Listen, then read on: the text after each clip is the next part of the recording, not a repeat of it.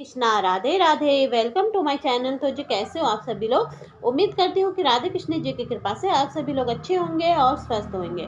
तो जी आज की वीडियो में हम जानेंगे कार्तिक महात्म्य का 10वां अध्याय। तो जी शुरू करते हैं अध्याय। ओम गण गणपताय नमः। राजा पृथु पूछने लगे कि हे मुनि, आपने कार्तिक मास में विष्णु की पूजा का महात्म्य कहा। इस मास में किसी और भी देवता का पूजन या व्रत होता है तो वो भी कहिए। नारद जी कहने लगे कि आश्विन शुक्ल पूर्णमासी को ब्रह्मा जी का व्रत होता है, कार्तिक कृष्ण चतुर्थी को गणेश जी का तथा अष्टमी व अमावस्या को श्री लक्ष्मी जी का व्रत होता है। कार्तिक में जो कुमारी इस व्रत को करती है उसको सुयोग्य पति मिलता है। जो विवाहित स्त्री इस व्रत को करती है उसको सौभाग्य अटल रहता है। प्रातःकाल स्नान आदि से निर्वृत्त होकर चंदन आदि से गणेश जी का पूजन करें। सायकाल पर गणेश जी का पूजन करके चंद्रोदय होने पर चंद्रमा को अर्घ्य देवे और फिर उत्सव मनाकर भोजन करें।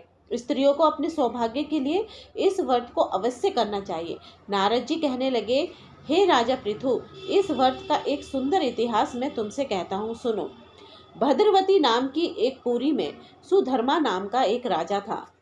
उसके रविदत्त, सुशर्मा, जय शर्मा और सुशोभन नाम वाले 4 पुत्र और वीरमती नाम वाली एक कन्या थी। उस कन्या वीरमती का विवाह देवव्रत के साथ हो गया। वे दोनों बड़े ही प्रेम के साथ रहते थे। एक दिन अचानक घर में बैठे हुए देवव्रत को सांप ने काट लिया, जिससे उसकी मृत्यु हो गई। वीरमती बहुत जोर से रोने और चिल्लाने लगी। उसके चारों भाई तथा माता पिता भी वहां पर आ गए और सारा पुर दुख रूपी समुद्र में डूब गया। उसी समय दुखों को दूर करने वाले पुलस्त्य ऋषि वहां पर आ पहुंचे। राजा ने हाथ जोड़कर कहा, महाराज, कौन से पाप कर्म से मेरी ये कन्या विधवा हुई है।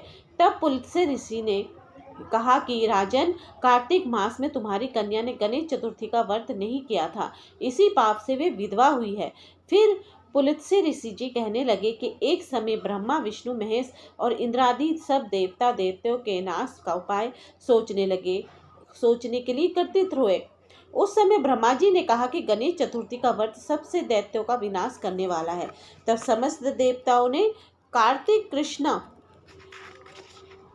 कृष्ण पक्ष की चतुर्थी का व्रत किया और दैत्यों का विजय पाई।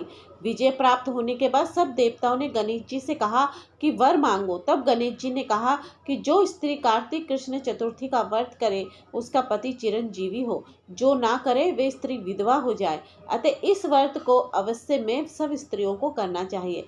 पुलत्स्य ऋषि जी ने कहा कि हे राजन, तुम्हारी कन्या ने इस व्रत को नहीं किया था, इसी कारण वे विधवा हुई है। यदि वे अब भी इस व्रत को करे तो उसका मृतक पति जीवित हो जाएगा।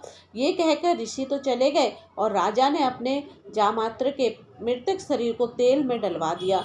जब कार्तिक मास आया तो उसकी कन्या ने विधिवत व्रत करके उद्यापन में ब्राह्मणों को बहुत सारा धन दिया, जिसके प्रभाव से उसका मृतक पति भी जीवित हो गया।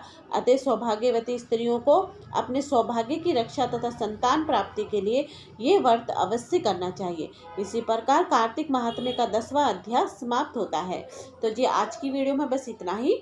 हरे कृष्णा, राधे राधे।